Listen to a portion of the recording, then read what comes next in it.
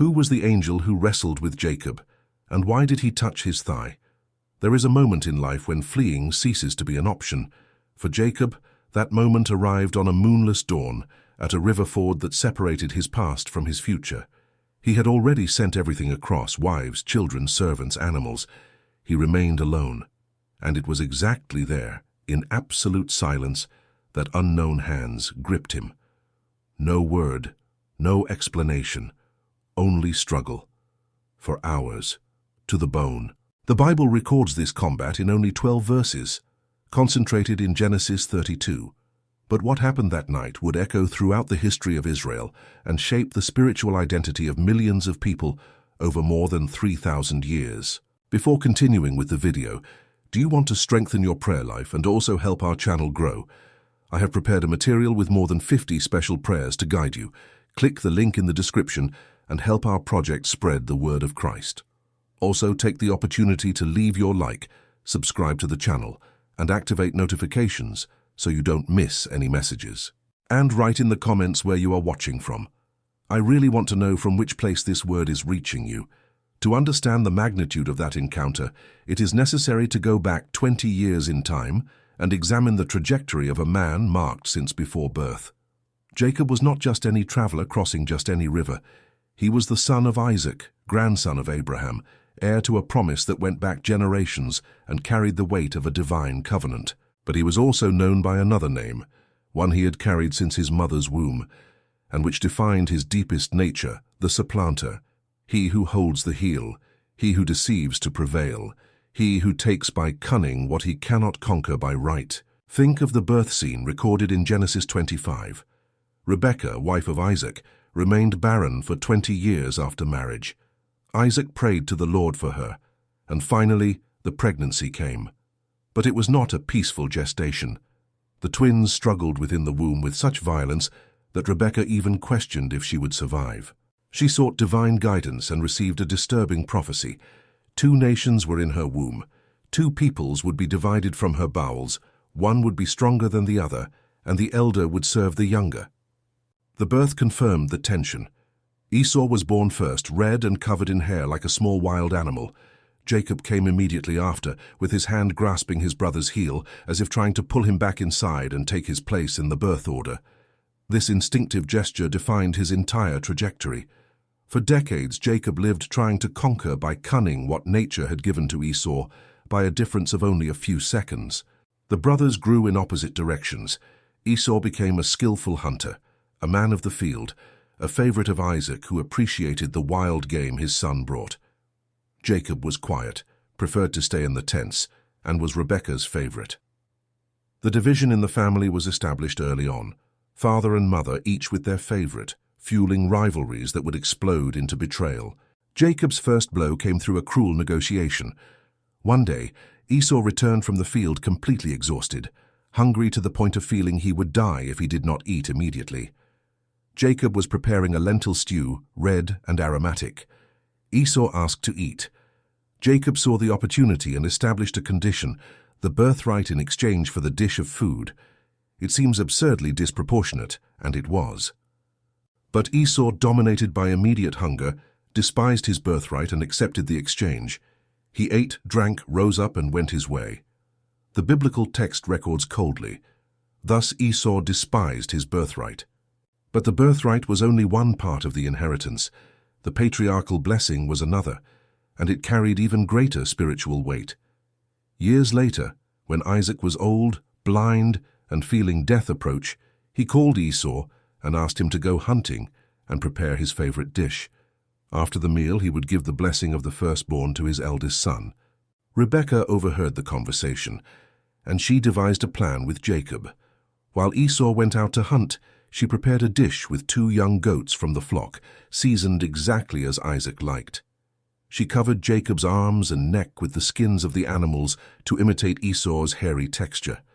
She dressed him in his brother's clothes, which had the characteristic smell of the field, and she sent him into his father's tent. The dialogue that followed exposes all the tension of the deception. Isaac found the speed strange. He asked who was there. Jacob lied. "I am Esau, thy firstborn. I have done according as thou badest me." Isaac was suspicious. "The voice is Jacob's voice," he said, "but the hands are the hands of Esau."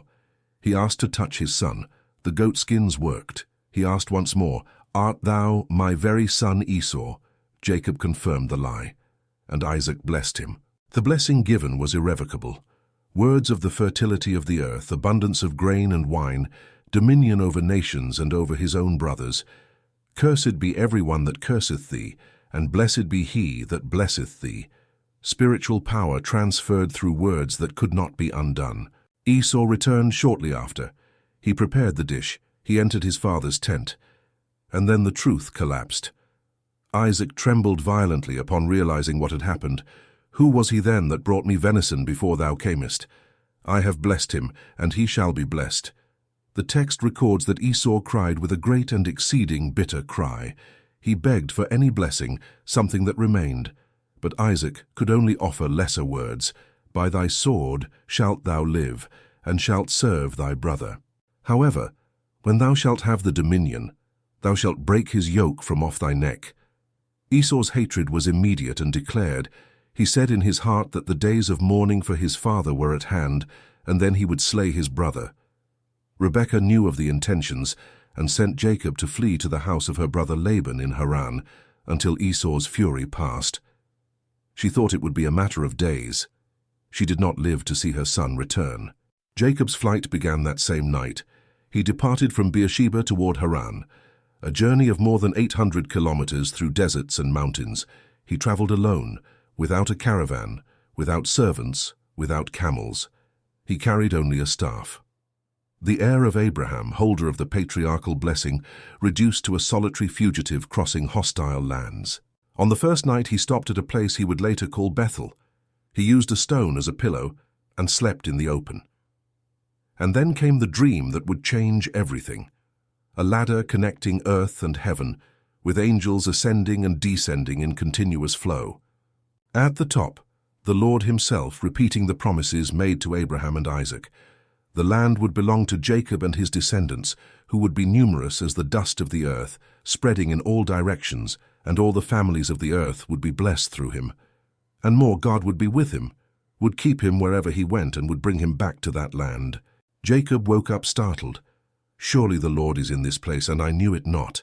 He called the place Bethel, house of God, and made a conditional vow that reveals his negotiating character even before the sacred.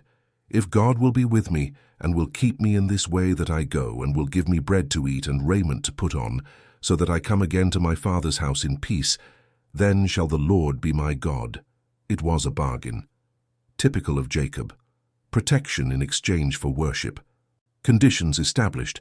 The supplanter trying to negotiate even with God. The next 20 years transformed the solitary fugitive into a prosperous patriarch. Jacob reached Haran and found Rachel by a well, tending her father, Laban's sheep. It was immediate love. He kissed her and wept. Laban received him into his house, and they soon negotiated. Jacob would work 7 years in exchange for Rachel's hand. The text says that the 7 years seemed but a few days for the love he had for her. But on the wedding night, Laban applied to Jacob the same medicine Jacob had used against Isaac. He switched the daughters. Beneath the bridal veil, in the darkness of the tent, was Leah, the elder, and not Rachel. Jacob only discovered it in the morning. The deceiver had been deceived. The irony was sharp and purposeful. The man who had passed himself off as the elder brother to steal a blessing now received the elder sister when he expected the younger. Laban justified himself coldly. "It is not so done in our country to give the younger before the firstborn. Fulfill her week, and we will give thee this other also, for the service which thou shalt serve with me yet 7 other years." Jacob accepted. He married both, and from then on, his house became a domestic battlefield. Leah knew she was not loved. The text repeats the expression. The Lord saw that Leah was hated, and he opened her womb. She gave Jacob 4 sons in sequence, Reuben, Simeon, Levi, and Judah. Each name carried the pain of a woman seeking her husband's love through motherhood. "Now my husband will love me," she said when the first was born. "Now my husband will be joined unto me," she said when the third was born. The names were cries of loneliness. Rachel meanwhile remained barren. The rivalry between the sisters exploded. Rachel demanded of Jacob, "Give me children, or else I die." He responded with anger, "Am I in God's stead?" She gave him her maid Bilhah to bear children in her name, a custom of the time. Bilhah had 2 sons, Dan and Naphtali. Leah responded by giving her maid Zilpah, who had Gad and Asher. The competition was fierce and constant. During this period of family expansion, Jacob's wealth also grew exponentially. He proposed a new deal to Laban. He would keep all the speckled, spotted, and ring-streaked animals, which were the minority in the flocks. Laban accepted immediately, thinking he had the advantage. But Jacob knew selective breeding techniques that seemed magical for the time. He placed peeled rods in stripes before the animals when they conceived at the watering troughs, and the strong animals were born spotted, while the weak were born plain, going to Laban. In a few years, Jacob's flocks enormously surpassed Laban's. He accumulated sheep, goats, male servants, female servants, camels, and donkeys. Prosperity sparked envy. Laban's sons murmured that Jacob had taken all that was their father's and built all this wealth at their expense. Laban himself changed his attitude, and Jacob perceived that his countenance was no longer favorable. Then God spoke again, "Return unto the land of thy fathers and to thy kindred, and I will be with thee." The order was clear. It was time to depart. The flight from Haran was planned in absolute secrecy. Jacob waited for Laban to go shear sheep in distant pastures 3 days' journey away. He gathered wives, children, servants, and all the livestock. They crossed the Euphrates River and headed toward Canaan, a journey of more than 600 kilometers. What Jacob did not know was that Rachel had stolen Laban's household idols, the teraphim, objects that represented inheritance rights and family protection. Laban only discovered the flight 3 days later. He gathered his kinsmen and pursued his son-in-law for 7 days until he caught him in the mountains of Gilead. The confrontation was tense.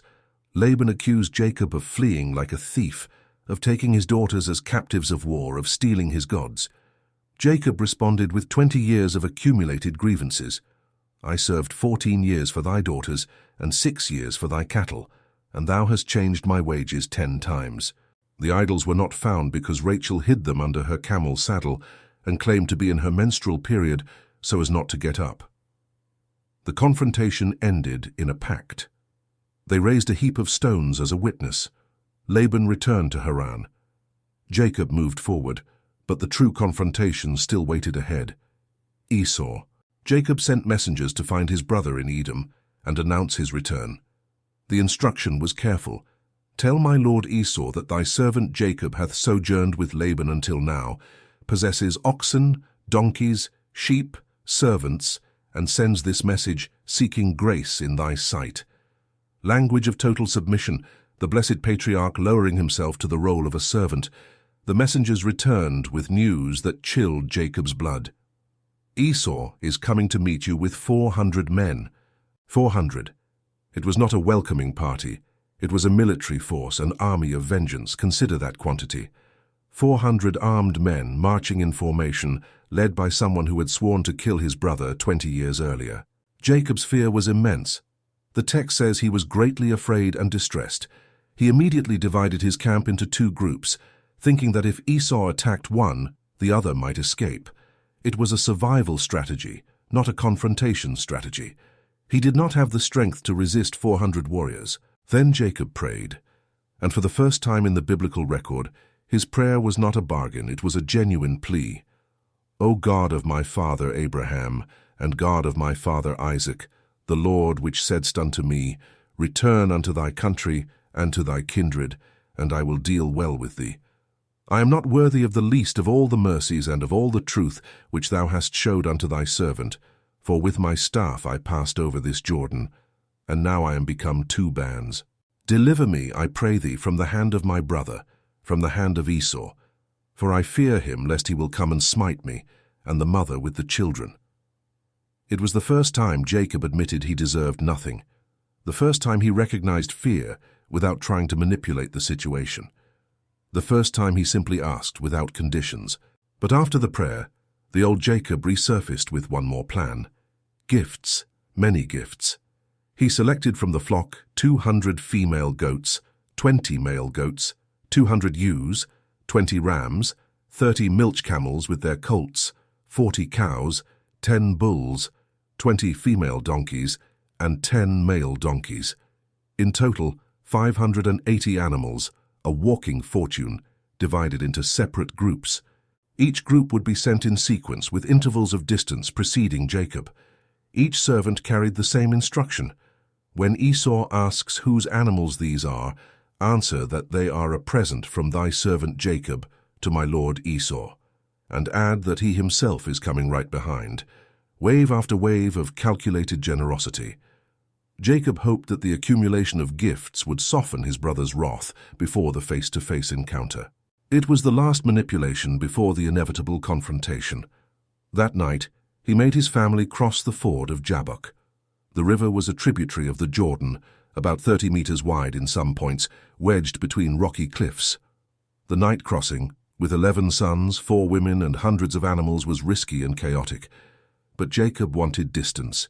He wanted to put water between his own and the approaching danger. After everyone had passed, Jacob remained alone on the eastern bank. The text does not explain why.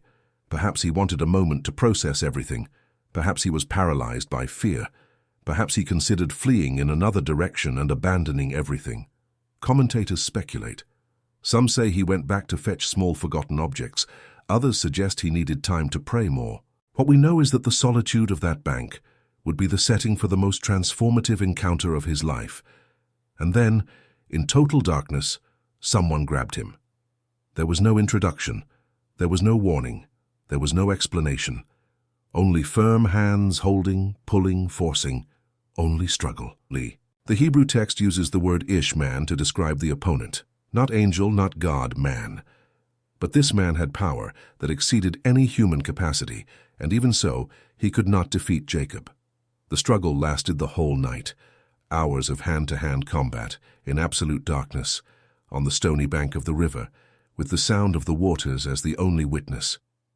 How did a man of nearly 100 years, according to biblical chronology, manage to sustain a physical struggle for hours against a supernatural being? This is one of the many questions the text leaves open.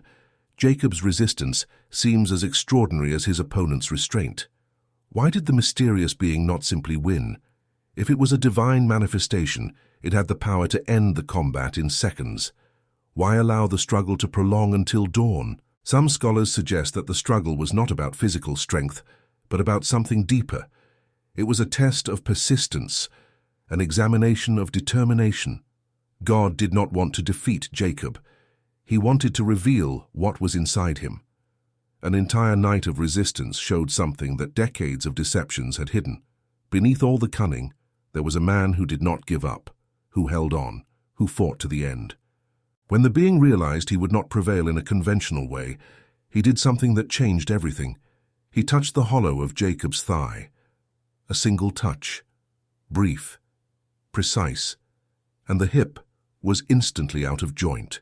The pain must have been excruciating. The hip joint is one of the largest and most stable in the human body. Displacing it requires immense force in normal circumstances or violent trauma. But a touch was enough. The patriarch, who fought as an equal, was instantly reduced to a limping man, unable to stand alone, hanging onto his opponent no longer by strength, but by pure desperation. Why specifically the thigh? In ancient Hebrew thought, the thigh was not just a limb. It was a symbol charged with meanings. It represented offspring, generational strength, continuity of the lineage. It was the place from which children symbolically proceeded. Sacred oaths were made by placing the hand under someone's thigh. Abraham made his servant swear in this way in Genesis 24 when he sent him to find a wife for Isaac.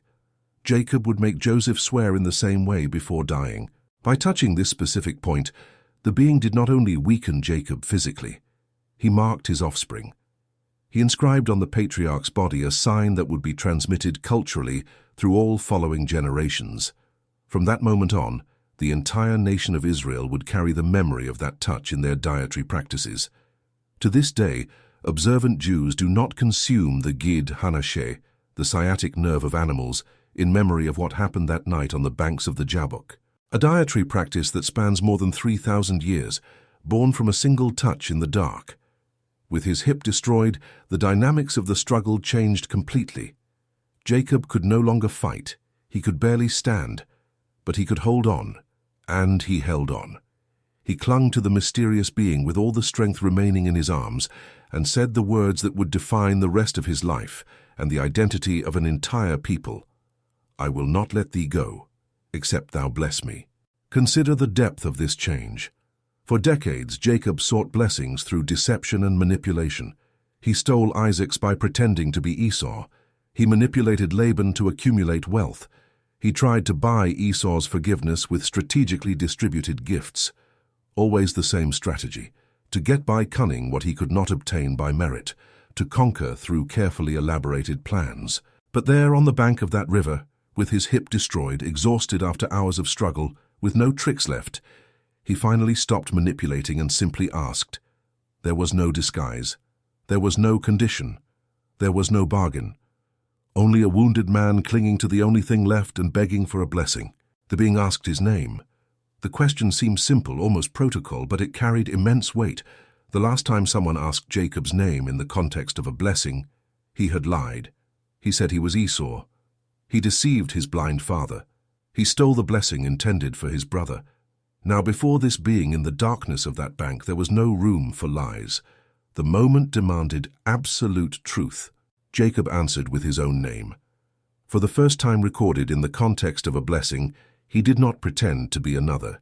He recognized who he really was: Jacob, the supplanter, the deceiver, he who holds the heel, he who steals, he who manipulates. An entire life of identity built on deception, finally confessed before the sacred. And then came the transformation that would echo for millennia. "Thy name shall be called no more Jacob," said the being, "but Israel. For as a prince hast thou power with God and with men, and hast prevailed." Israel, Yisrael in Hebrew, a name that combined El, God, with Sarah, to struggle or prevail. He who struggles with God. Or in another equally valid interpretation, he with whom God struggles. Or yet, God prevails. The ambiguity of the Hebrew is purposeful and rich. The new name did not simplify the relationship with the divine. It complicated it. It elevated it. It transformed it into something dynamic in constant creative tension. Jacob did not cease to exist at that moment, but Israel was born, and that name would not only be the identity of a transformed man, it would be the identity of an entire nation, of a chosen people, of a faith that survived empires, persecutions, exiles, and attempts at extermination. The 12 sons of Jacob would become the 12 tribes of Israel.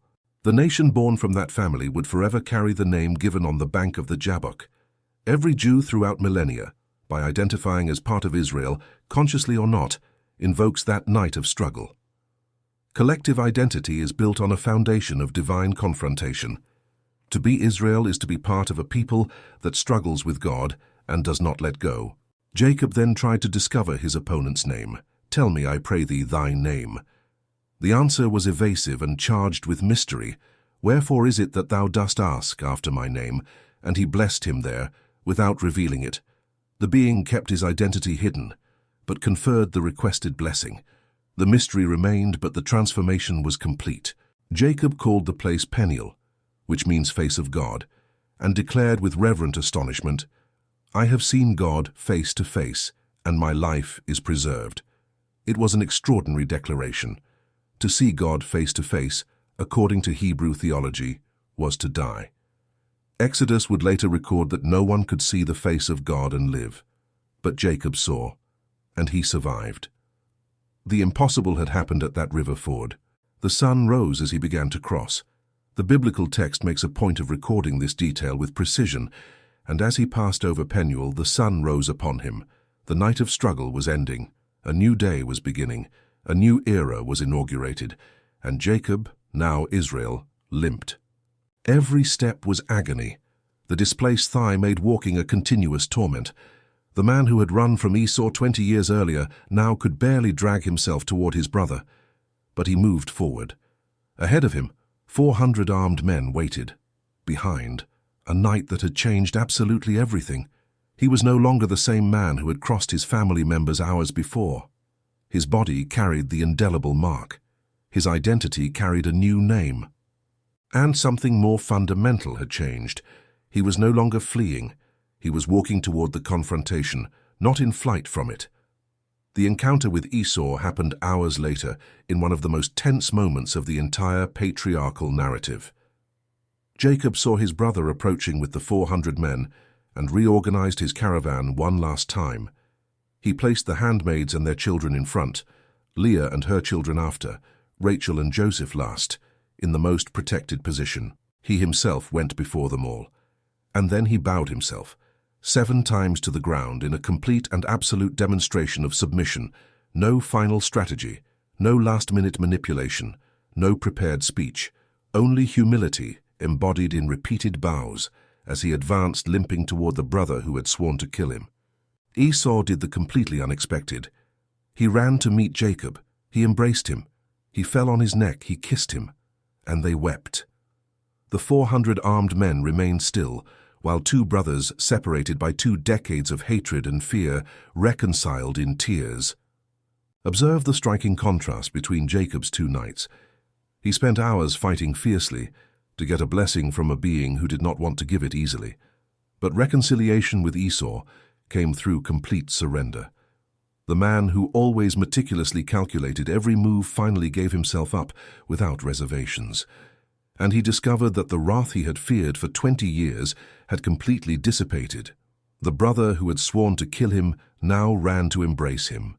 Esau asked about the women and children. Jacob introduced his family. Esau asked about the flocks sent as a gift. Jacob insisted that he accept them. Esau resisted, saying he had enough. Jacob insisted further. If now I have found grace in thy sight, then receive my present at my hand. For therefore I have seen thy face as though I had seen the face of God, and thou wast pleased with me. The phrase is revealing. Jacob compared Esau's face to the face of God. Hours after declaring he had seen the face of God at Peniel, he found a divine reflection in the face of the brother who forgave him. The encounter with the sacred continued unfolding through the encounter with the human. But who, after all, was that being who wrestled with Jacob throughout that dawn? The biblical text maintains a purposeful ambiguity that has generated centuries of interpretation.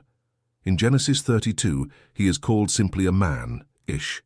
Jacob declares he has seen God face to face. The prophet Hosea, writing centuries later, describes the same event, saying that in the womb Jacob took his brother by the heel, and by his strength he had power with God. He had power over the angel, and prevailed. 3 different designations for the same being in the same encounter: man, God, angel. Rabbinic tradition developed elaborate interpretations. Some identified the opponent as Samael, Esau's guardian angel, the spiritual representative of all nations that would oppose Israel throughout history. According to this view, Jacob fought prophetically against the spirit behind his brother before meeting his brother in the flesh. Spiritual victory preceded and guaranteed physical reconciliation. Other rabbis suggest it was Esau himself in spiritual form, a kind of astral projection of the brother Jacob needed to face symbolically before the real confrontation. This interpretation emphasizes the psychological and spiritual nature of the combat more than its physical dimension. For many Christian commentators through the centuries, the answer points to something even greater: the refusal to reveal the name, the absolute authority to change identities, Jacob's declaration about having seen God and survived, the power to bless with irrevocable words. Everything suggests a theophany, a manifestation of God himself in tangible human form. Some theologians go further and identify the being as the pre-incarnate Logos, the divine Word who would become flesh centuries later in Bethlehem. The appearances of the angel of the Lord in the Old Testament frequently carry characteristics that surpass any created angel. This being who wrestled with Jacob could be one of these Christological manifestations, the eternal Son appearing in visible form before his permanent incarnation. What we know with absolute certainty is that the encounter was real, it was physical, it was transformative, and it was preserved in the memory of Israel as foundational. Jacob entered the struggle as a terrified fugitive. He emerged as a renamed patriarch. He entered trying to escape the past that pursued him. He emerged ready to face the present that awaited him. He entered as Jacob, the deceiver. He emerged as Israel, he who struggles with God. The displaced thigh remained as a permanent physical testimony. For the rest of his days, with more than 40 years of life still ahead, Jacob limped. It was impossible to hide what had happened that night. Each irregular step told a story. Each difficulty in walking was a silent proclamation. The wound was not a shame to be hidden, it was a credential to be displayed. This corporal dimension of spiritual transformation spans the entire biblical narrative and offers profound reflection on the nature of faith. Abraham carried the mark of circumcision in his own body. Moses had the hand that became leprous as a sign. Isaiah had his lips touched by a live coal. Paul mentions a thorn in the flesh that God refused to remove. True encounters with the sacred are not just mental or emotional experiences. They are inscribed in the flesh. They leave visible marks. They transform the very materiality of existence. The cultural impact of the episode shaped practices that remain alive today, more than 3,000 years later. The prohibition of eating the sciatic nerve, the Gid Hanasheh, became a formal dietary law codified in rabbinic tradition. Jewish butchers undergo specific training to remove this nerve appropriately and completely. In communities where removal is considered too complex or laborious, the hindquarters of the animal are simply not consumed, avoiding the entire region to ensure that no fragment of the forbidden nerve is ingested. Thousands of years later, that touch still determines how entire families eat. What happened in a single night at a river ford in the ancient Middle East remains present in kitchens in New York, Tel Aviv, London, and São Paulo. The memory remains alive not in books, but in daily meals. Peniel also became a site of geographical memory, although the exact location is disputed by archaeologists and historians. The region of the Jabbok Ford remained a spiritual reference. The name continued echoing, Face of God, a place where heaven and earth collided for a few hours of intense darkness. The narrative also inaugurated a theology of struggle that permeates all Judeo-Christian spirituality. In the biblical thought that developed from this episode, struggling with God is not blasphemy. It is relationship. It is intimacy. It is a legitimate form of faith. The psalmists who would come after Jacob would cry out, question, even accuse God of abandonment and indifference. Why hidest thou thy face? Asks Psalm 44. How long, Lord? Wilt thou forget me forever? Questions Psalm 13. Job would argue with the Creator for entire chapters, demanding explanations that would not come. The prophets would negotiate, argue, protest against divine orders they considered unjust.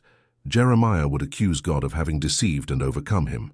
And at no point would this be treated as sin or rebellion. On the contrary, the faith that only passively accepts seems less valued in the Scriptures than the faith that clings, that questions, that struggles, that demands answers, even knowing they may not come. Jacob at the bank of the Jabbok became the model for this type of combative spirituality. I will not let thee go except thou bless me. This simple phrase became an archetype of persistent prayer that crosses traditions and denominations. It is not pious resignation, it is fierce determination.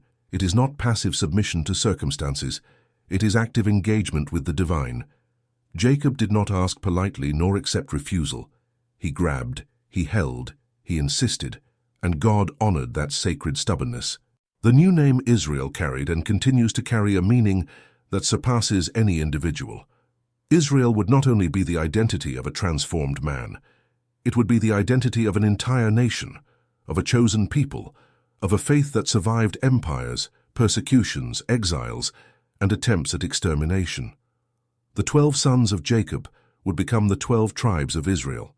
The nation born from that family would forever carry the name given on the bank of the Jabbok.